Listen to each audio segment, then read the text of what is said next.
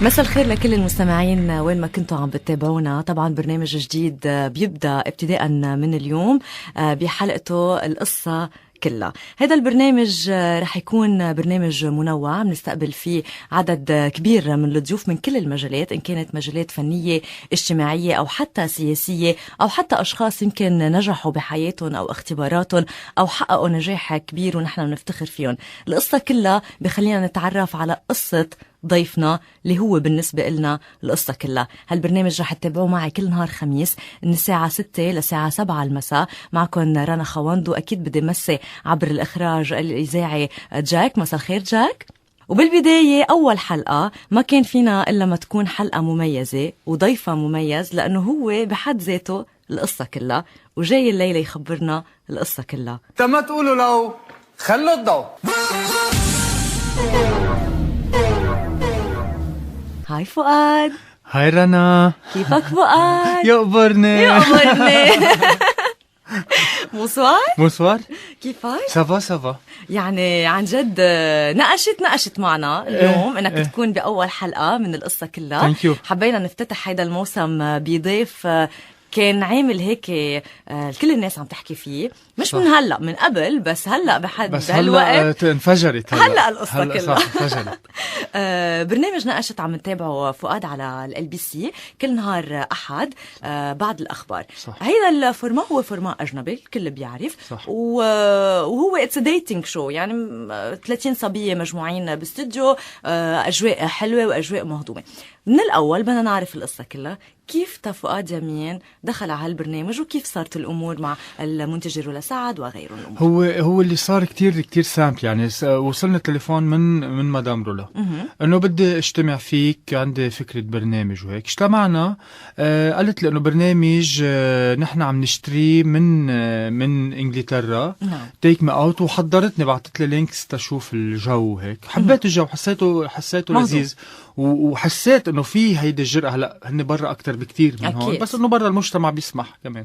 فانه وانا بتفكري انت انه اوكي رح تكوني مع LBC منتجه مثل رولا سعد، فبتحس المكتوب بينقرا من عنوانه انه نو واي انت تفوتي على شيء مش معمول صح بالناحيه البروفيشنال. عرفتي؟ مع ناس كتير عندهم خبره وهذا. فانا قلت انه ليش لا، هو شيء انا اذا بدك ما كنت عامله قبل. يعني انا ما عامل قبل جيم شو او مقدم هيك شيء لحالي او هذا الشيء اللي كنت تعمله او بي شيء اتس ديفرنت غير شيء. يعني اول شيء نحن 5 وعم ننكت. أنا لحالي وما في سكريبت، كله بده يكون ارتجالي، وعم تعملي برايم تايم شو ساعة ونص، يعني فيها المسؤولية. عرفتي؟ فحسيت انه ايه مش غلط حط حالي اذا بدك كمان بهالخانة، جرب انا حالي، شوف انا وين بنجح بفشل بهالمحل، لانه بالنهاية انا جاي من باك جراوند تمثيل مش باك جراوند تقديم.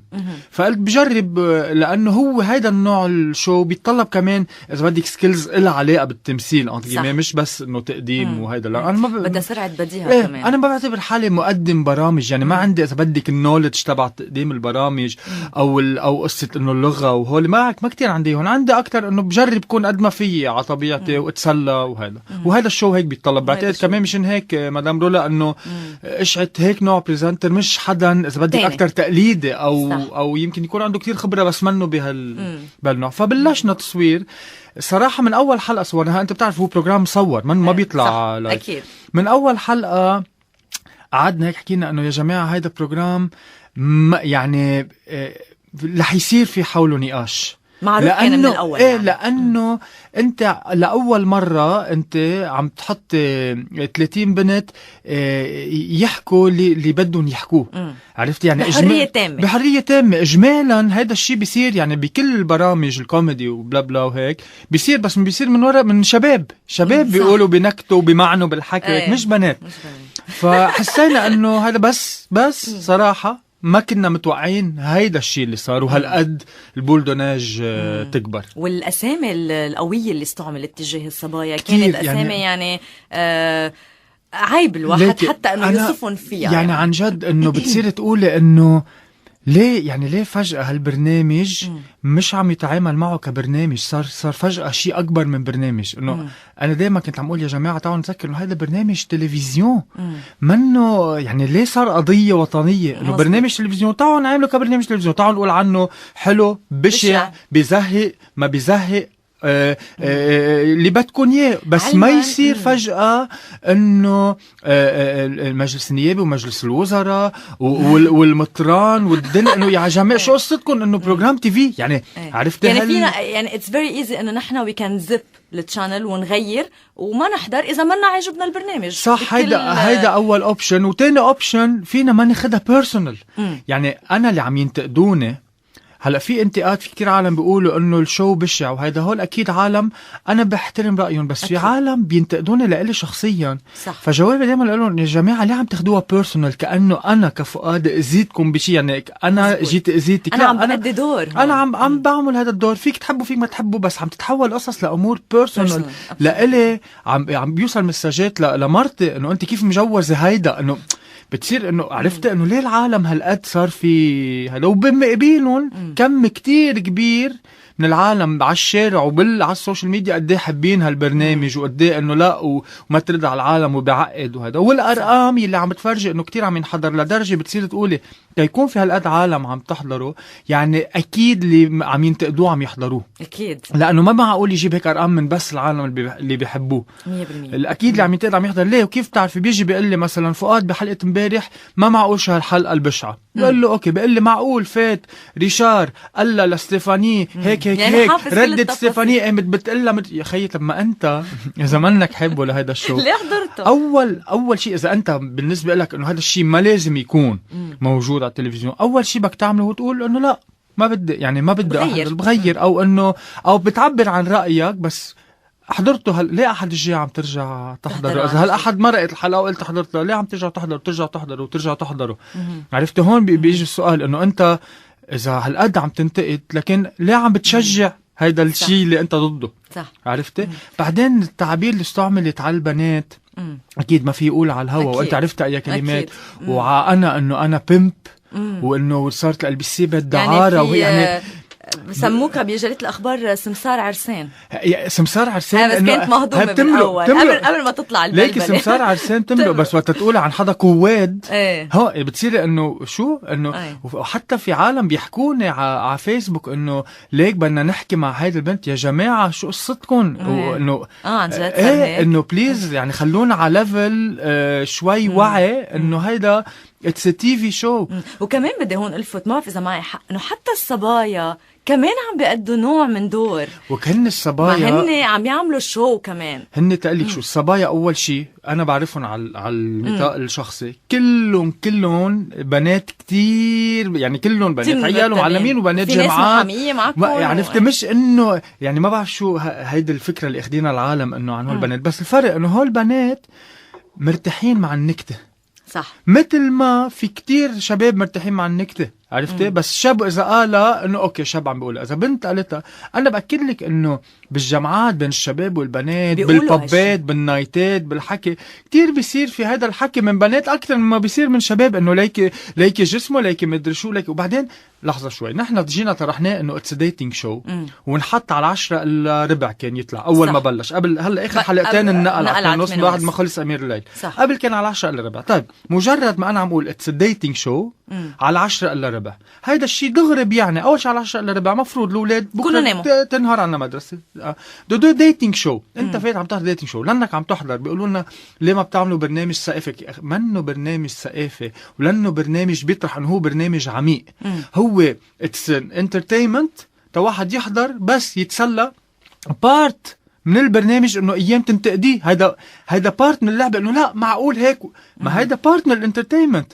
عرفت قال هول الفنانين بيجوا يا خيي ما انترتينمنت، بيجي الفنان بيغني غنيته، عرفت صاروا يتهمونا انتم عم تجيبوا فنانين تتعلوا الريتنجز، هو مصور قبل ما بعد لا في ريتنجز ولا في شيء خالص. البرنامج بيصير كل حلقه انه هلا هالحلقه عملتوا هيك لانه ردة فعل، ما في ردة فعل، نحن مش عارفين شو حيصير. عرفتي؟ حتى امبارح شفنا بارت جانب يعني من الصبايا خاصه من ايفانا، كان جانب كتير انساني، حبينا هالشيء، يعني هيك حلو انه هالصبايا هن ناس كتير نورمال كتير طبيعيات مثلنا لكن مثلهم، أنا دايما عايشين اشياء، بس انهم متحررات يمكن، ومش بس هيك، يمكن عم بيقولوا رايهم.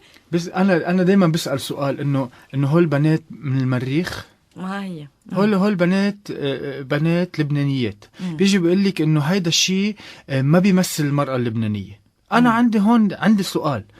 اول شيء لبنان هو بحد ذاته ما عنده ايدنتيتي وحده، يعني ما في بتقولي لبنان ايكوالز هيك. لبنان عنده كذا ايدنتيتي، يعني من وراء الطوائف والاحزاب والمناطق، ما في عنده بس انه في عنا نحن لبنان صوره وحده للبنان، لا، كل منطقه لها صورتها. دو انت بتقول انه صورة المرأة اللبنانية، شو يعني صورة المرأة اللبنانية؟ ما بالنهاية كل مرة هي بتمثل حالها، يعني صح. انت ما فيك تقولي انه هيفا وهبة بتمثل المرأة اللبنانية، وكمان ما فيك تقولي انه نضال الاشقر بتمثل المرأة اللبنانية، وكمان ما فيك تقولي انه رنا خوان بتمثل. كل مرة هي بتمثل حالها. فهيدا البنت الحكي اللي عم بتقوله مش يعني انه هي عم بتمثل كل شريحة المجتمع. بعدين تعالوا شوي نسمع هول البنات شو عم بيقولوا، او انا شو عم بقول. في اذا بدك تمعين عن نكت انت جنسيه، اوكي. اول شيء ما في حكي ديركت ولا مره، دائما في هذا. قديش صار لنا، مش وانتبه بغض النظر انا ضد او مع هذا الشيء، بس قديش نحن صار لنا بلبنان في نوع من الكوميدي موجوده انه بتعتمد على التمعين بالكلمة. هلا يمكن أنا كفؤاد بيرسونلي هذا الشيء ما كتير بيضحكني، عرفتي؟ صح. بس مش يعني هذا الشيء منه موجود. ليه هلا قامت هالقيامة؟ لأنه عم يطلع من بنت. كتير مقالات انقالت إنه هول ما عندهم بي، هول ما عندهم خي. طب لحظة شوي، عم نرجع نحن نرد إنه لحظة، هي صاحبة القرار. ليه بده يكون بيا أو خي؟ ما هي أول شيء هي فوق ال 18 صح. وهي قررت تجي على البروجرام، ما حدا جبرها، وهي عم تحكي ما حدا. كثير بيتهمونا قال انتم دافعين لهم للبنات، قال عم تدفعوا لهم $300 بالحلقه، مزبوط؟ ما ليك الوحيد اللي قابض بالبروجرام هو انا. الشخص الوحيد اللي قابض بالبروجرام هو انا. ممنوع التقى مع البنات قبل الشو نحضر. وهذا الشيء انتبه انا عم بحكيه مش عم بتفلسف. هول البروديوسرز تبع الUK هن اللي اجوا وفاردين شروطهم، لانه اتس فورمات ما فينا نحن نلعب فيه. انا بقود عم بحكي جد مقفل علي، يعني بس بفوت لعند الميك اب والشعر ومدام رولا والاعداد وهول، والشباب كل واحد بقوده ممنوع يشوفوا، والبنات بقاطع تاني كمان مقفل عليهم لما يلتقوا مع الشباب، يلتقوا سوا تطلعي افيه سوربريز. يعني انا بكون نكست مش عارف مين جاي، بكتشف هيدا المشترك مع البنات، بصير جرب، مش انه بكون عارف هلا جاي هيدا والبنت جاي هيدا وهلا بتقولي له هيك. ما في هيك شيء ابدا. بس قد ما البنات كانوا اذا بدك مرتاحين باجوبته، فكرون انه اكيد هذا الشيء محضر. في بنات حبوا الشو، او ما بعرف اذا هيدا رايي، اذا هيك حسيت حبوا الشو لدرجه ما بدهم يفلوا، ما عم بيتركوا الدوم. تقلك شو عم بيصير. ما هو كمان هن في يعني في جروب من البنات مثل إيفانا ومثل جوان كتير مهضومين، حتى صاروا سيلبرتيز. يعني صار اول شيء صار سيلبرتيز. ثاني شيء بعتقد هن الصبايا يعني يلي اذا بدك اللي بقيوا، بعتقد هن حسبوها براسهم انه انا عم شارك، عم بحبون العالم، عم بي هيدا، ليش انا بدي اظهر؟ ليش ما بكفي؟ ليش ما هيدا؟ بيتهمون العالم انه انت في بنات مركز عليهم عم تحكي معهم. طب بالنهايه انا عم بعمل تي في شو، انا بدي الاشخاص يلي بقدر انا روح واعطي معهم. هلا انا ببرم دايما على كل البنات. بعدين ما تنسي في عندك مونتاج. يعني انا في يكون كتير حكي مع بنات، بس بالنهايه وقت بدك تعملي كونتنت ساعه ونص بدك تنقي القصص الاجمل والانترستينج اللي صارت تتحطيها لهالمشاهد يتابع ويميزها. يمكن كان في كتير عندهم بوتنسيال. يمكن في كتير اجوبه كانت عم تكون من بنات منا انه مش عم اقول منا انترسانت، اكيد كل الاجوبه انترسانت، بس يمكن ما بتسلي قد جواب تاني، او ما بتفتح موضوع نقاش قد جواب تاني او هذا، عرفتي؟ فهيدا كله انه يعني البزنس تبع التي في هيدا بارت منه، هاللعبه بارت منه، عرفتي؟ وبتعرفوا بشغله وحده عن انه صوره المراه اللبنانيه. نعم. رنا وقت اجي انا اقول صوره المراه اللبنانيه، انا برايي وقت بكون عم اذا بدك كيف وقت تيجي تقولي انت مثلا كتير بسمع هيدا انه المسيحيه هيك، هيدا التعميم، او الشيعة هيك، او السنة هيك، هيدا التعميم.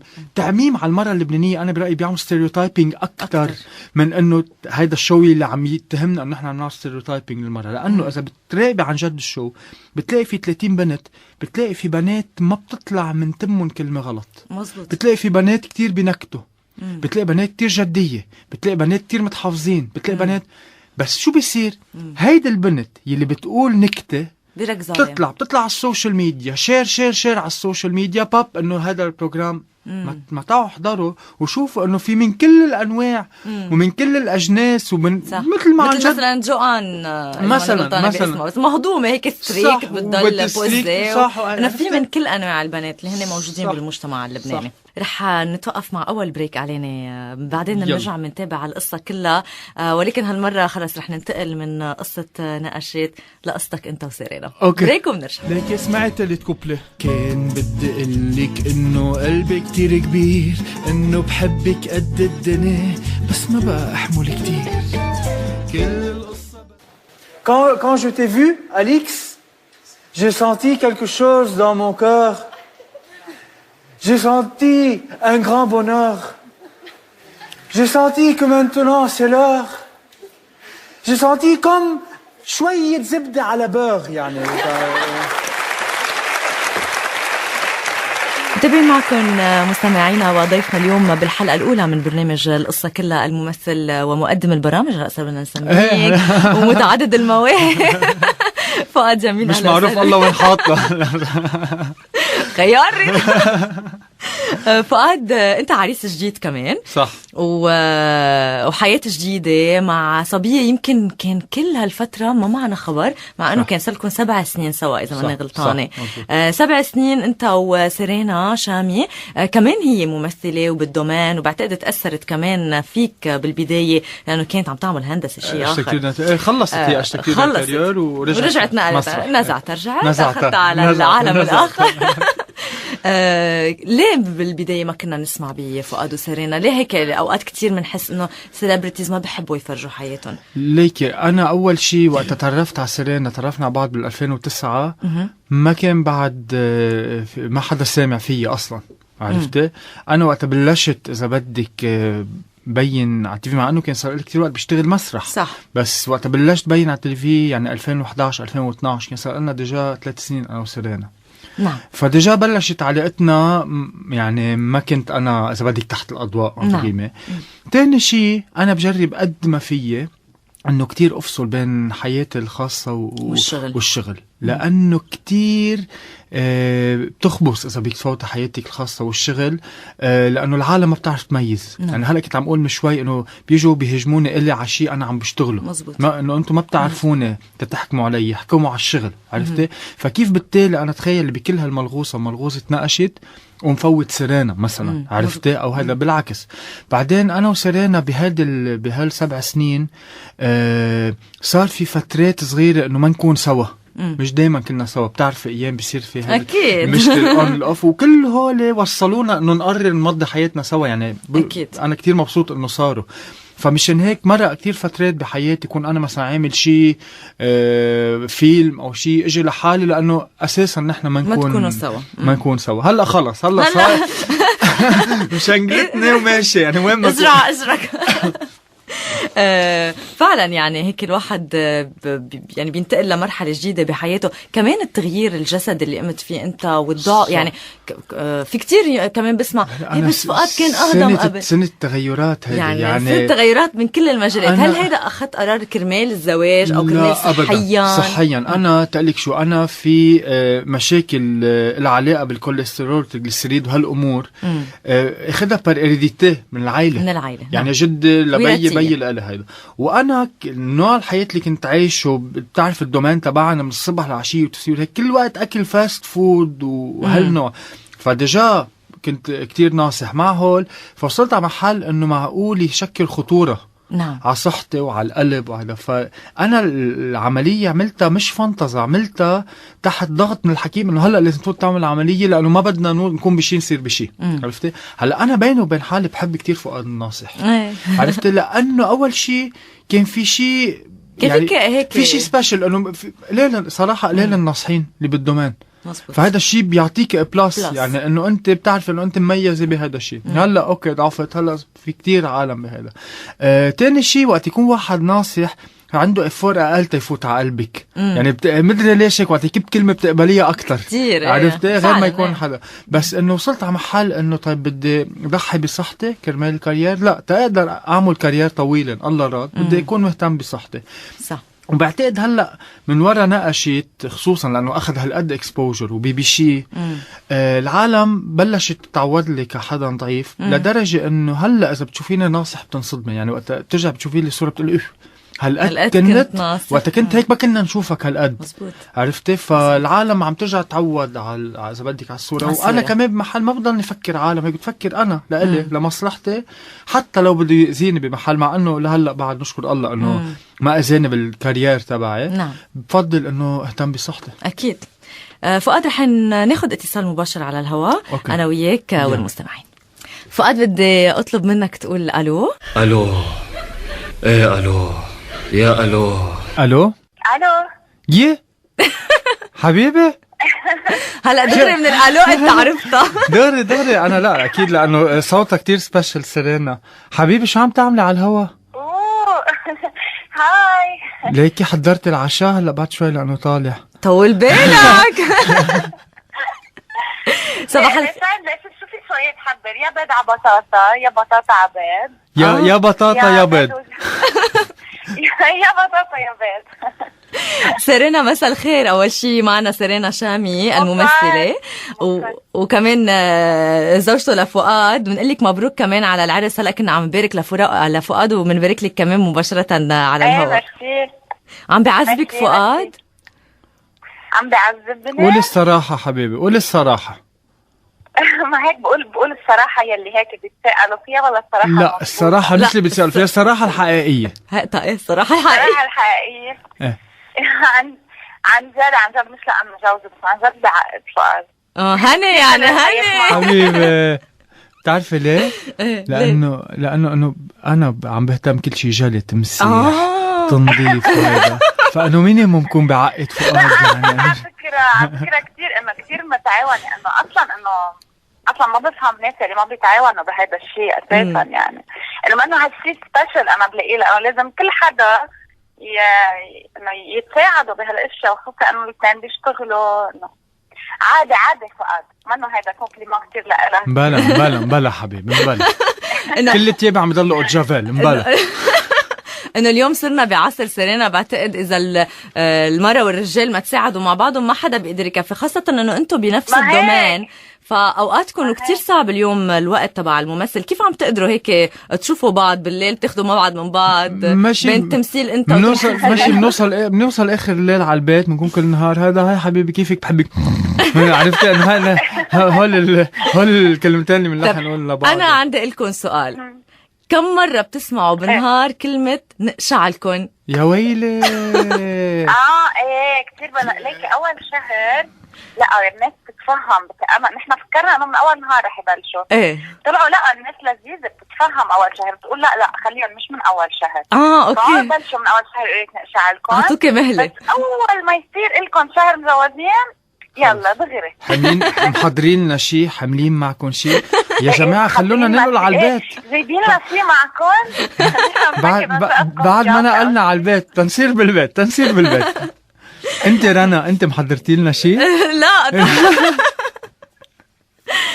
سيرينا نعم. هيك حابين نعرف منك القصة. بتعرفي البنت دايما بتخبر الحقيقة المزبوطة، الشاب ببهر وبملح. كيف تعرفتي على فؤاد أول مرة؟ هيك بدي أسمعها منك بالأول مش من فؤاد. فكرت فؤاد خبرها أو شيء. لا بعد، بس أنا بتوقع مشان هيك تركت المجال لإلك.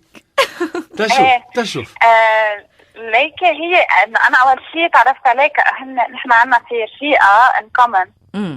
جلوريا رفيقتنا.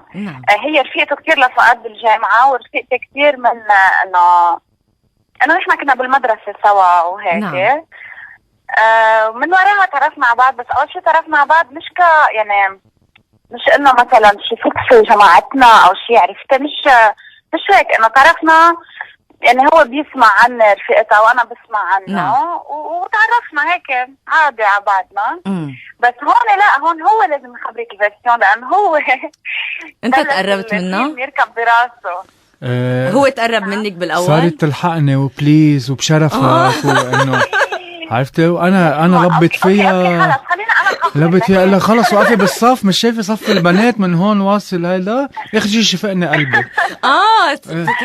شفقني قلبي، وانا كنت عامل ندر بيني وبينك انه مضي حياتي بعذاب وهيك. اول صار بيقول على عامل ندر. هي بلشت انه يعني هيك انه فؤاد صار ما له فؤاد خبر اذا اسمها الحقيقيه. ايه بدي الحقيقيه. انا خبري فؤاد حس من اول مره شافني، حس انه هيدي البنت انا بقدر انه انا عبالي اتجوزها واقضي حياتي معها. يا شو حلو. ايه يعني هيك من اول نظره يعني. ايه لا عن جد من اول نظره. انا اول مره شفتها لسيرينا، انا أول مرة شفتها لسيرينا، هي أكيد بطبيعة الحال ما كانت لك شتني يعني. بس أنا صفقت لك تسطيلي. سطلت شو هيك صرت إنه يا ربي، ورحت عند جلوريا إنه مين تعمل رفيقتي سيرينا. قلت لها بشرفك ما معقول يعني. هيك كتير كنت امبرست، كنت بعد ما بعرفها، بس سيرينا حلا هيك كتير كيوت ومهضوم وناعمة وهيدا واضح. وماشي فت فيها بالعرض، أخذت معي يومين، كنت قاطف يعني. مش إنه طجة غرمة ثالث يوم كانت طجة غرمة يعني، مش إنه كتير أخذت معي وقت. وضعفتي وما عاد فيك تنامي واحلام وهيك. ايه ليكي عن جد انا ما كانت من اول نظره انه هيدا الفود ما كانت هيك، كانت من ميلته هو لانه كنت ناصح. بس ماشي يعني من اول ما وعد دبت. قال فؤاد لانه كان ناصح. مزبوط. كان هو كان ناصح مزبوط، بس مش لانه كان ناصح، لانه ما في كانت انه ما بعرف، ما كان في هالانرجي. انا كنت بعمل علاقه جديده يعني، انه ما بيكون الواحد هيك يعني، ما بعرف. ما كنت مش فاتح قلبه مزبوط لهيك شيء يعني. صح يعني ما كان جاي براسي اصلا هالموضوع. على كل حال وبعدين اخذ ايميلي وما كان يعرف يعمل لي اد على الايام الامسان. دلتش شهرين كيف بيعملوا اد على الامسان واسال، واخر شيء اصحابي انه هيدا وصرت احكي على الامسان بالليل تنطق تقول انه انا شو اخذ ايميلي، وبعد انه اوكي اخذ ايميلي بعد شهر تعمل لي اد، انه لشو لكان اخذه يعني. انا عم يتكبر. طلع ما عم يعرف. هو انا قايل ما عم بعرف. انا بالفعل كنت عم بترك بنت وعرفتها عم حضر حالي. لك هلا بدنا نحكي بدنا نعرف القصه كلها. لا عن جد ما كنت عم بعرف. بعدين على فكره اول مره عمل لي اد على MSN وقت صرنا للساعه 7 الصبح عم نحكي. ضلينا اول شهر كل يوم تعرفي. اكيد حسيتوا في اشياء كتير مشتركه بيناتكم؟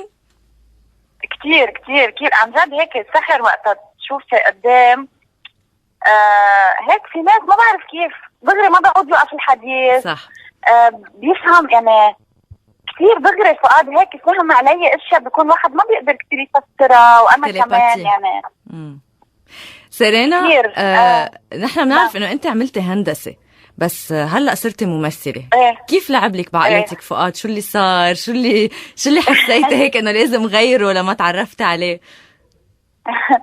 ليكي انا وقت خلصت مدرسه كنت كتير ضايعه، لانه كنت حب كل شيء.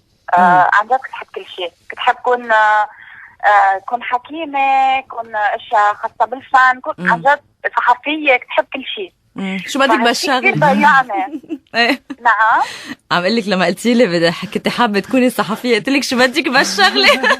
هربي اسالي مجرب. فهيك كنت ضايعه كثير. بعدين صرت عملت اركتيكتور انتيريور بمعهد الفنون مطرح ما فؤاد كان عم يعمل مسرح. ونحن تعرفنا على بعض بالمرحله اللي انا خلصت اركتيكتور، كنت بعدني مخلصه، وهو كان صار له شي سنتين عم يشتغل انه مخلص مسرح. فانا كنت بالكريز تبع اوكي انا تخرجت من شيء مش هاي الباسيون تبعي بالحياه، وانا ما بقدر اشتغل شيء الا ما اكون باسيونيه فيه يعني. ما بقدر يعني كثير توظفت باشياء، بس ماشي يعني ماكسيموم اذا ضيعت اذا عملت اعجوبه ضاين شهر، عرفتي؟ فكنت بهاي الكريز تبع اوكي انا خلصت هلا بدي فوت على عالم الشغل وانا ماني باسيونيه بهالشيء. وفؤاد كان كثير سبور لإلي، لانه عن جد كانت سنه انا كثير صعبه علي انه انه صعبة منا ضمن المألوف انه واحد يخلي الجامعة وترجع تفوت على الجامعة. ايه فتخصصتي بالتمثيل. هو كان كتير صعب. نعم. فساعتها تخصصتي بالتمثيل. فجأة تخصصت بالتمثيل. ايه. وسيرينا هلا انت كمان عندك هيك رح نستفيد من وجودك معنا مع علي فؤاد لنسألها عن اعمالها. يعني اشتغلتي بمسلسلات وهلا عندك فيلم جديد بيحمل عنوان محبس. هيدا للمخرجة صوفي بطرس، ورح يشارك كمان بمهرجان دبي السينمائي. صح؟ ايه شارك اوريدي. ايه كنا بدبي من شهر. امتى رح نشوفه بالصالات اللبنانية؟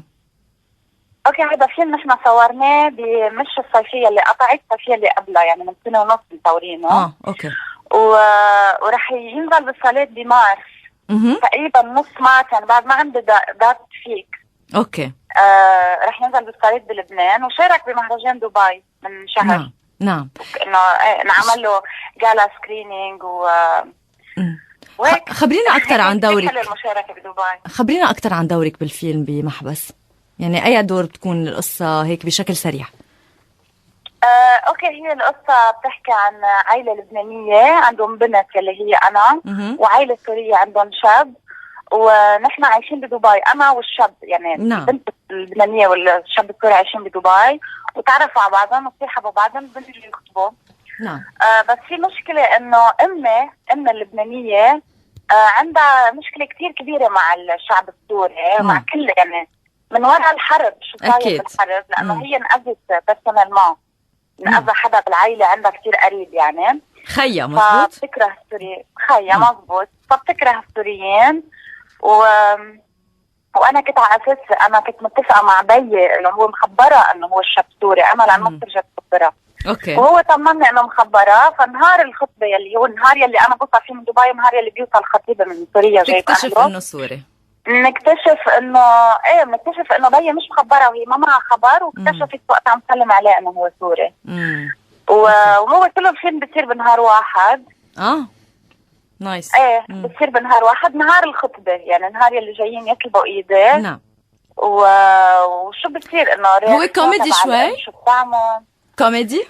هو انا بسمى كوميدي نوار، يعني انه هو كوميدي كثير بتضحكي بالفيلم، كثير بتضحكي. بس هيدا يلي بيضحكك، بس بتقولي انه عن جد عم بتضحك قد ايه مضبوط هالشيء، بس هو كثير بيوجع يعني. اكيد، لانه هو قضيته انسانيه كثير. صح. هلا انا حضرت التريلر، حضرت التريلر وشفت انه رديتي له اياها لفؤاد. رديت له اياها حز بقلبي، حز بقلبي. قصدي يعني هيدي البوسه هيدي. سوري ما عم بسمع. البوسه سيرينا، ما تعملي حالك مش عم تسمعي، وقت بدك بتصيري ما تسمعي. رديتيها بقوة. رديت له اياها عن شو؟ عن دعايه. ايه دعايه. اي عن دعايه. الفرق انا ميرفا بوستها كل الليل لانه نعيد ونعيد، هن من مره من تيك وحده زبطت هن. هالفرق. لا انت شو عرفك كم تيك اخذنا اللقطه؟ حبيبه انت لحظه حبيبه انت قلتي لي تيك وحده، كنت عم تكذبي علي مثل ما انت قلت لي انه ما ميرفا تيك وحده. طيب هلا طالع على البيت، بنفتح الموضوع بالبيت، لا عن جد كثير مهضومين بالدومين انه اكيد سي نورمال، هيدا تمثيل. انه في بوسه العالم كثير، انه كيف تقبلي او كيف بيقبل. بس تكوني بقلب الدومين بتعرفي قد ايه شيء منه، يعني شيء عادي مثل يعني تمثيل، مثل كأنك عم تشيل الكباية عن الطاولة وتشربي، انه عرفتي؟ صح ذات الشيء. سيرينا قديش انا بعرف فؤاد من قبل، وبعرف قد ايه مهضوم وقد ايه قريب للقلب، بس هلا عرفت ليش عن جد حبيك، لانه عن جد كتير مميزه، كتير مهضومه، وعن جد كمان كتير قريبه للقلب. وبتعمل بيض وبطاطا كتير طيبه. ايه خلص رح ابقى اطلع اتعشى عندك. انه 4 اشهر ما زهق منهم للبيض وبطاطا، يعني تخيل قد ايه طيبين. عم بطلب دليفري بالمخفي. سيرينا انا سمعتك. انا بدي اقول لك ثانك يو، لانه اليوم هيك كنت معنا، وقفناكي عن تحضير البيض وبطاطا بس. وبدي اتمنى لك كل التوفيق. نعم بدي اتمنى لك كل التوفيق بشغلك كمان ماشي. ما بدك تقولي لنا نقشع لكم؟ لا تبقوا بتخبرونا لما تصير. بس انا ليك كثير لإلك. مهم حدا غيرك يعمل المغلي. شاطره بالمغلي؟ لا اوكي نبقى منزورك بناكل مغلي. لحظه مين قال ضروري نضيف مغلي؟ بنعمل بضع بطاطا. ايوه اكثر نضيف بضع بطاطا. سيرينا ثانك يو ميرسي كتير وانبسطنا انك شاركتي معنا اليوم خلال الحلقه وان شاء الله بكره شي نهار بنعمل مقابله خاصه فيك ومطوله ونبقى بناخد فؤاد تليفون. اكيد اكيد. شكرا لك سيرينا شامي. اهلا وسهلا. باي باي. كان بدي اقول لك انه ذوقك حلو كتير. تابعين معكم مستمعينا بحلقتنا الأولى من القصة كلها وضيفنا اليوم الممثل فؤاد يمين. فؤاد من شوي قبل البريك تعرفنا على سيرينا كتير مهضومة وكتير حبيناها وعن جد هلأ سيريسلي بنتمنى لكم كل التوفيق فعلا بحياتكم إن كان شخصية أو حتى العملية. فؤاد إلى جانب موضوع نقشت والبرنامج كمان بالبداية أنت كنت مع CNN اللي أخذ كمان ضجة كتير كبيرة مع سلام وزملائكم كلهم على شاشة النيو تي في. بعدين من النيو تي في نقلة على الLBC بي بي شي. نحن هلا بي بي شي صح. نقشت معكم هالنقلة؟ ليكي الأكيد منه إنه البي بي شي غير CNN. هلا المشكلة شو إنه العالم عم بتقارن صح إنه كيف كان CNN وكيف صار بي بي شي وهيك. وقت تنقل على محطة جديدة أوتوماتيكلي في إنرجي غير بتفوت. أكيد. ما فيك تكوني بذات الانرجي اللي كنت فيها بالمحطه الثانيه. صح. ونحن كان صار لنا فتره موقفين يعني نحن وقف CNN ترجعنا بلشنا بي بي شي لبعد شي 5-6 اشهر. نعم. هلا نحن بالبي بي شي انا اللي حاسه انه هلا من حلقتين 3 مزبوط بلشنا نرجع نقلع ونكمش على بعض لانه فورما جديد غير عالم في عناصر مثلا ابو طلال منه معنا. عرفتي؟ ليه ما اجى معكم؟ وسام يعني حكينا كتير انا وياه انه هو بفضل انه يعمل شيء لحاله كأبو طلال ما يضله ضمن فريق عشان انه يكون في شو لأبو طلال. وهلا على علمي انه هو عم بيحضر بروجرامه قريبا كتير رح يطلع فيه على الهواء. لا ابو طلال. ايه وانتبهوا ابو طلال بعده كاركتر كتير ناجح. ايه وبعده كتير بعدنا كتير رفقه نحن وياه يعني ما يفكروا العالم انه في شيء مشكله او شيء ابدا. يعني هذيك النهار كان عندنا ستاند اب كوميدي شو بالبي بي شي اجى حضرنا ونكتنا وانا بضلنا انا وياه بالحياه يعني ما في اي مشكله وبتمنى له اكيد كل التوفيق. فكل هول التغيرات عرفتي بعتقد انه بلش يقلع شو هلا يعني مثلا حلقه امبارح مثلا عم بسمع كتير هلا طلعت من كم يوم. عم بسمع كتير انه ايه الحلقه حلوه وبرافو شبابك بلشنا عم نرجع نكمش. بعتقد بعد عنا كم حلقه وبنرجع هيك بنلاقي الشيء اللي كان هالانرجي اللي كانت موجوده بشأن. بعدين ما تنسى في شيء كتير بأثر انا انه بشأن بعدنا اول ما مبلشين الانرجي الحماس في شيء بيفرق وقت انت بعد 6 سنين تعملي شو وترجع تعملي شو تاني وكل واحد منا صار عنده كارير وصار عنده اسمه وصار في شيء في تعب كمان في شيء بيفرق. فنحن بنرجع نلاقي هيدا الوقت ترجعي عرفتي على انه ماشي فاتي بس تتسلي وتقولي القصص اللي بدك تقوليها لازم نرجع نلاقيها وعم نرجع نلاقيها.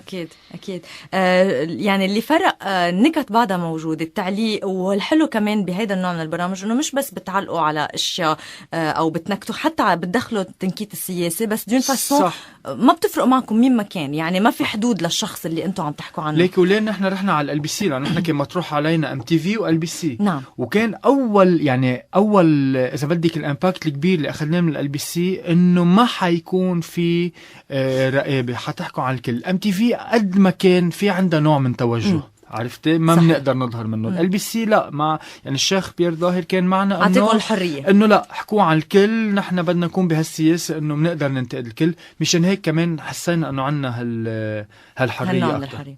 كمان عاملين شيء مهضوم بهذا البرنامج مسلسل درامي عملنا فتره عندما تبكي الدموع الممزقه كان شيء كتير مهضوم عن جد. هو انتقاد للمسلسلات يعني اذا بدك انتقاد لبعض المسلسلات خلينا نقول ولبعض انواع التمثيل لبعض انواع السيناريو سيناريو لبعض، وكتير العالم حبوه لأنه كتير عن جد. في عالم يسألون إنه ليك هيدا حقيقة أو إنه عم بتنكتوا. في عالم اللي مش كتير متابعين BBC ويشوفون إنه فؤاد ليه عم تعمل هيك مسلسل، أنت عم تعمل غير قصص أحسن ما يعرف. لا هيدا نكتة، عرفت ما يفهموا إنه هيدا كان نكتة. ولقى كتير العالم يعني كتير حضروه وكتير حبوه. ونحن شوي في الشيء خلقنا لأنه عنا شوي رأي بس إنه شارك معكم الناس، هيدا الحلو. إنه كان في مشاركة من أكيد فادي إبراهيم ومن الممثل ندى أبو فرحات. إنه هذا بيفرجي قد أول شيء هالاسمين تحديدا إنه قد عندهم تواضع. أول شيء إنه هن ستارز بعالمهم يجوا يشاركوا معنا، وقد أضافوا نكهة، وقد هن مهضومين إنك تشوفيهم عرفت بغير إنه بغير ستيل إنه هن عم بينكتوا كمان معنا على هالموجة. يعني صحيح. فؤاد بتقول إنه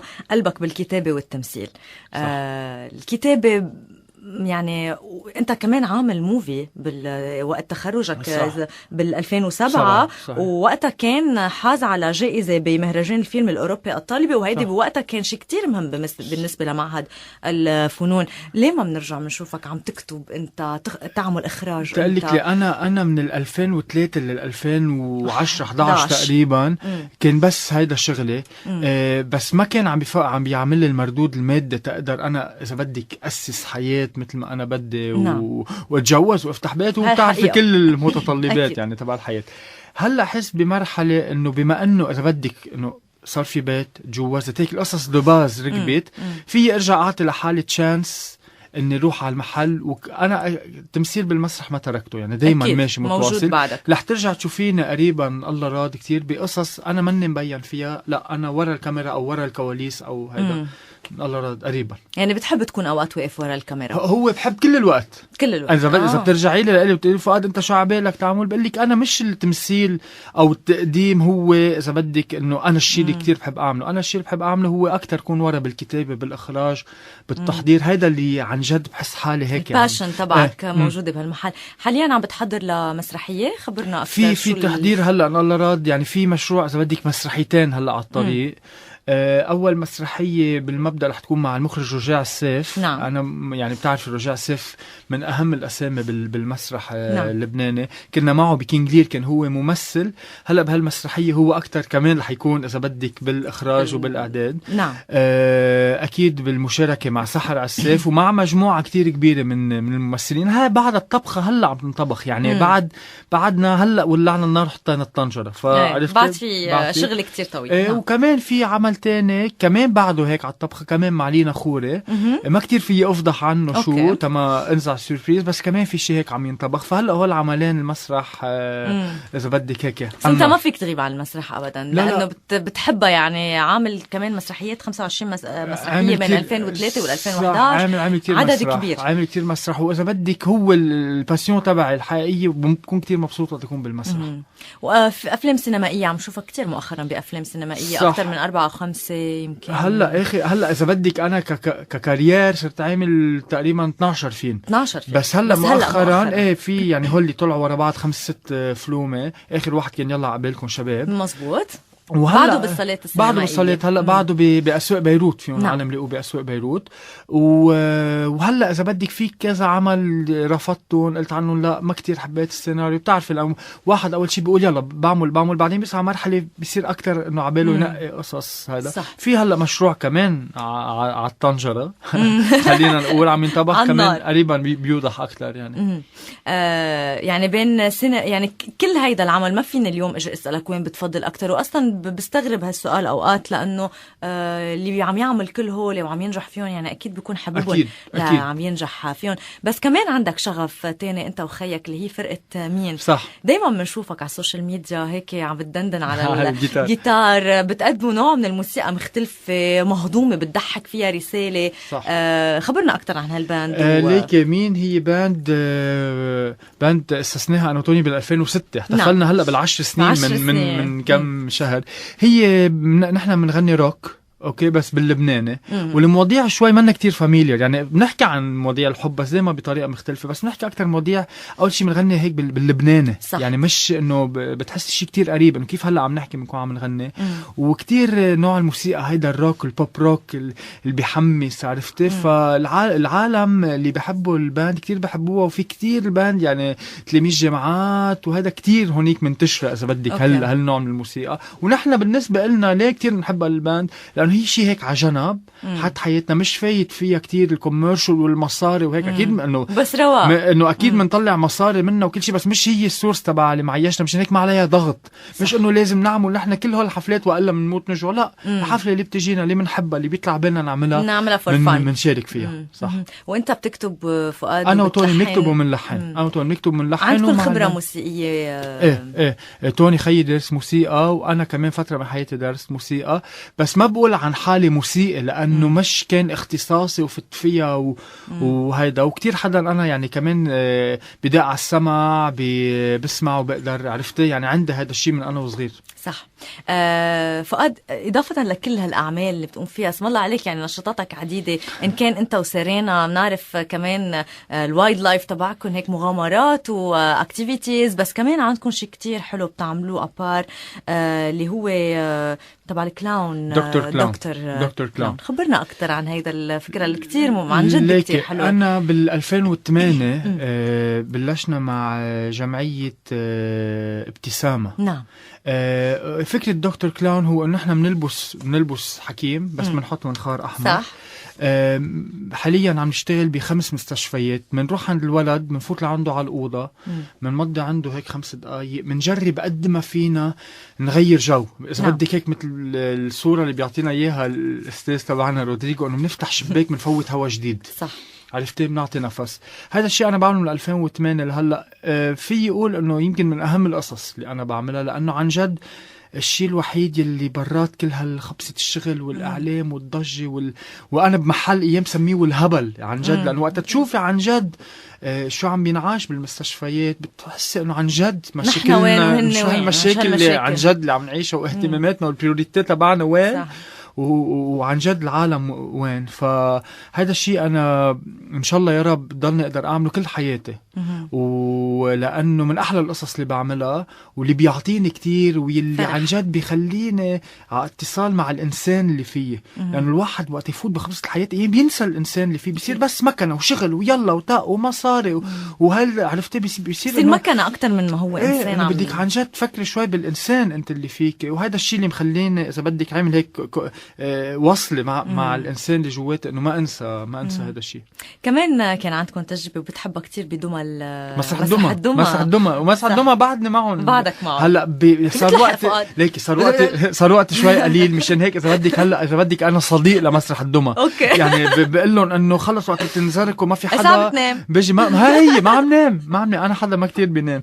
بس إنه مسرح الدمى هيك علاقة خاصة 10 سنين، يعني مش يوم ويومين. وعم قل لك هلا كمان سرينا معهم، وأنا إذا بدك صديق مسرح الدمى، بشارك بأعمال وقت أكون فاضي وقت أقدر. هذا وشي كمان بحب إنه ما أتركه، يعني ما توقفوا أبدا. يعني فؤاد، الحديث معك كان جدا ممتع. يعني عاملين لقاءات قبل كتير، بس دايما بيضل عندك شيء جديد، بيضل في هيك جانب جديد ومهضوم نكتشفه فيك. ناقشت رح يضل مستمر هلأ لك كم حلقة؟ هلأ بعد في عنا إذا بدك الحلقة الفينال. أوكي. ويمكن يكون في كمان بست اوف او شيء هيك عم يحضروه. بس هيدا رح تتوقفوا هو هول ديجا مصورينه تترجعوا تصوروا. ما في موسم تاني ليك عم بسمع كتير ببوادر موسم تاني. بس تكون معك صريح انه بعد ما في شيء مأكد 100%. هلا بعتقد يعني بهاليومين 3 ببين على الاكيد، لانه بتعرفي بعد ما صارت كل هالخبصه وكل هذا الشيء. انا سمعت انه مكملين، بس بعد ما في اجي اقول ما تقول فول الا ما يصير بالمكيول. صح. بعد ما في يلا وخلص على الاكيد. نعم. عرفت هذا مشان هيك بعدني ما عم اكدها 100%. قبل ما نختم معك فؤاد، كل ضيف هيك عنده فقره خاصه فيه لها علاقه يعني بالضيف بحد ذاته. بما انه ناقشت اخذها القصه كلها هلا، شو اكثر شيء حلو ناقش بحياتك؟ انه سيرينا هلا بحياتي ورح تبقى بحياتي على طول. حلو. وشو ابشع شيء ناقش بحياتك واللي مهم تتمنى انه ما بقى ينقش ابدا؟ نشكر الله انه بعد ما في شيء كتير بشع ناقش بحياتي، بس اذا بدي اقول هو الفتره اذا بدك اللي كانت صحتي شوي منا كتير منيحه. ان شاء الله انه ما يرجع يصير هذا الشيء يعني. ان شاء الله. شو حابب اكتر شيء ينقش معك هلا؟ ورقة لوتو؟ ورقة لوتو هذا بتعرف هذا الصلاة اليومية يعني. لا، اللي حابب ينقش معي اني اقدر اذا بدك ارجع الاقي وقت لإلي اعمل شغل انا عبالي اعمله اكتر من الكتابة للاخراج وهول القصص، يعني ارجع اعيشها اكتر فيه.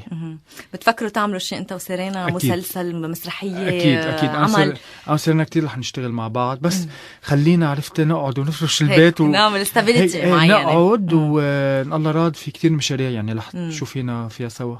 وانا بدي اتمنى لكم كل التوفيق. بشكرك انك كنت اول ضيف من برنامجنا. بشرفنا. بعتقد هلا ناقشت معي انا لانه هيك خير كان وجودك معنا الليله بالبرنامج اللي رح يستمر كل نهار خميس الساعه 6 المساء. فؤاد يمين، كلمه اخيره منك لكل المستمعين راديو دلتا وللبرنامج. اول شيء بدي اقول لك ثانك يو لك. انت بتعرفي قد انا بحبك على النطاق الشخصي وعلى النطاق البروفيشنال، وجود لك بالبرنامج الجديد. وبدي اقول للكل اللي عم يسمعونا بليز يا جماعة ما تاخدوا شيء بيرسونال، ما تاخدوا الامور شخصية. خلينا تضل الامور يعني بدكم تحكموا علي تعرفوا علي وحكموا علي كشخص، بدكم تحكموا على البرنامج قد ما بدكم لانه هيدا حقكم. صحيح. شكرا لك فؤاد يمين، شكرا لكم مستمعينا تابعتونا، شكرا للمخرج جاك، وانا برجع بشوفكم ان الله راد الخميس الجاي بالقصة كلها. الى اللقاء. خليكم فؤاد.